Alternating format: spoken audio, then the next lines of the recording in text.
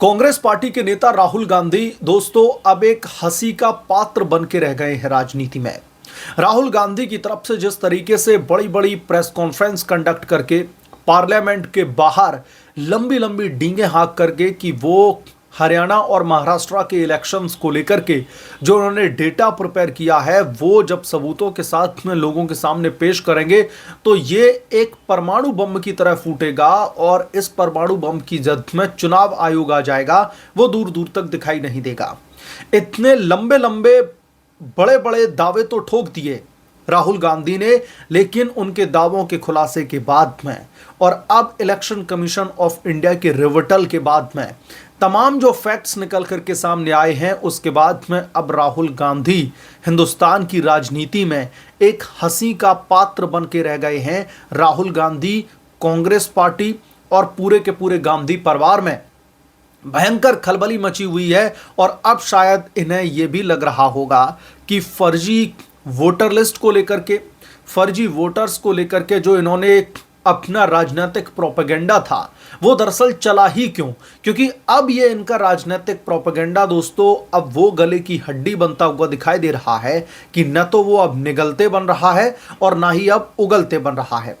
क्यों election commission of India ने राहुल गांधी को उन्हीं की चाल में उन्हें ही फंसा दिया है, इसका हम इस रिपोर्ट में विश्लेषण करेंगे। लेकिन उससे पहले आपसे विनम्र निवेदन है कि चैनल को सब्सक्राइब कर लें और अगर आपको वीडियो पसंद आए तो वीडियो को लाइक जरूर करें। राहुल गांधी की दोस्तों वो प्रेस कॉन्फ्रेंस तो आपको याद ही होगी जब कांग्रेस पार्टी की तरफ से ये बताया जाता है, एक बड़ा सा प्रेजेंटेशन लोगों के बीच में प्रेजेंट किया जाता है और उस प्रेजेंटेशन में दावे किए जाने लगते हैं कि तकरीबन 1 लाख वोटर की घपलेबाजी की गई है। तकरीबन 1 लाख ऐसे वोटर्स हैं जिन्होंने कांग्रेस पार्टी को हराने का काम किया है। कर्नाटका की एक स्पेसिफिक विधानसभा सीट का सर्वे लेकर के या फिर उसका डेटा प्रेजेंट करते हैं राहुल गांधी इस देश की जनता के सामने। विपक्ष में कुछ दिनों तक राहुल गांधी की बड़ी वाहवाही होती है। लिबरल लॉबी को लगता है कि अरे अब तो इलेक्शन कमीशन ऑफ इंडिया के खिलाफ में राहुल गांधी ने बड़े पैमाने पर बम फोड़ दिया है और अब मोदी सरकार का फेवर जो इलेक्शन कमीशन ऑफ इंडिया करता आया है वो पूरी तरीके से एक्सपोज हो गया। लेकिन इस लेटर बम का या फिर यूं कहें कि इस परमाणु बम का जो कांग्रेस पार्टी ने फोड़ा यह सोच करके कि वो इलेक्शन कमीशन ऑफ इंडिया को घेरेंगे, लेकिन यहां पर दाव उल्टा पड़ रहा है। बहुत सारे फैक्ट चेकर हैं, बहुत सारे दावे किए गए जो राहुल गांधी की तरफ से, एक स्पेसिफिकली में वो कोई श्रीवास्तवा करके थे जिनके कई जगह पर वोट था, उन्हें लेकर के भी और दूसरे लोगों को भी बहुत सारे लोगों ने फैक्ट चेक किया और इलेक्शन कमीशन ऑफ इंडिया की जो वेबसाइट है उस पर रिजल्ट नॉट फाउंड निकल करके आया। लेकिन इस सब के इतर इलेक्शन कमीशन ऑफ इंडिया की तरफ से राहुल गांधी को अब दरअसल चौतरफा घेरा जा रहा है।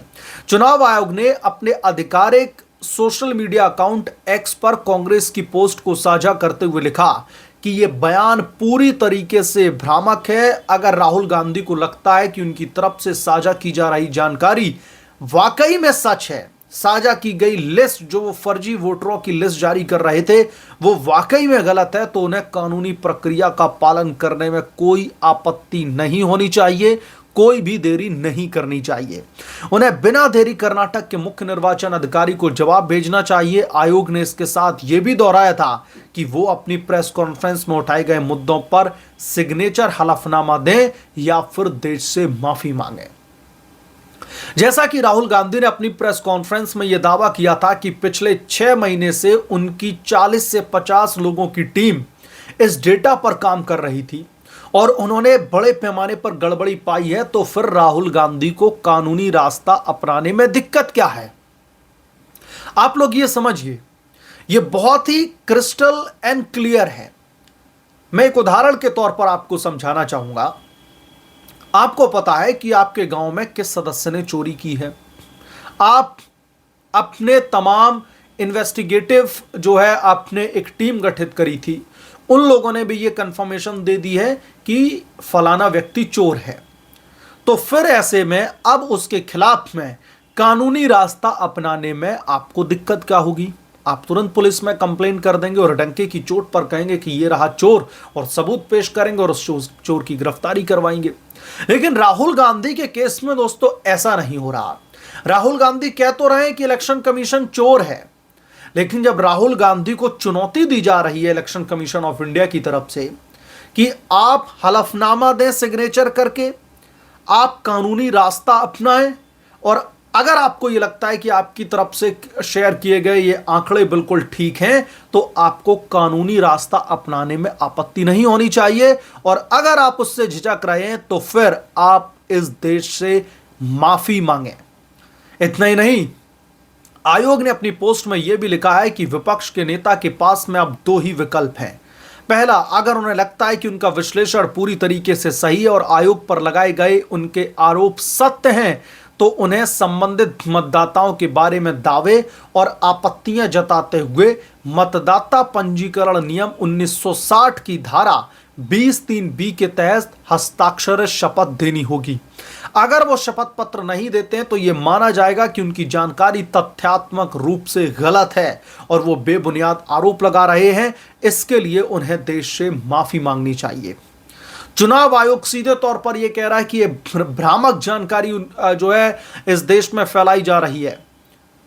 लेकिन अगर राहुल गांधी को जरा सी भी लगता है कि अगर ट्रस्टेबल सोर्सेज से उनकी ये इंफॉर्मेशन आई है, ये फैक्ट्स है, तो फिर उन्हें कानूनी रास्ता अपनाने में दिक्कत क्या। इतना ही नहीं, राहुल गांधी को हरियाणा के सीईओ ने भी अब नोटिस जारी कर दिया है। राहुल गांधी पर अब चौतरफा बार हो रहा है क्योंकि उन्होंने कांड इतना बड़ा कर दिया है।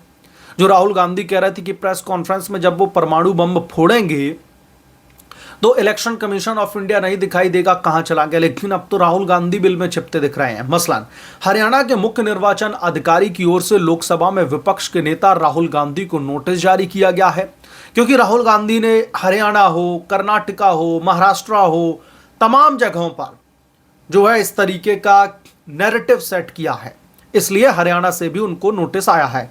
इस नोटिस में उन दस्तावेजों को पेश करने के लिए कहा गया है जिनके आधार पर उन्होंने 7 अगस्त को दिल्ली में एक प्रेस कॉन्फ्रेंस को कंडक्ट करके हरियाणा के चुनाव से संबंधित आरोप लगाए थे। अब जिस राज्य में दोस्तों राहुल गांधी गड़बड़ी होने के आरोप लगा रहे हैं, आप एक फैक्ट जान करके आपको हंसी आएगी राहुल गांधी पर कि ये किस तरीके के राजनेता हैं। कर्नाटका में कांग्रेस पार्टी की सरकार है।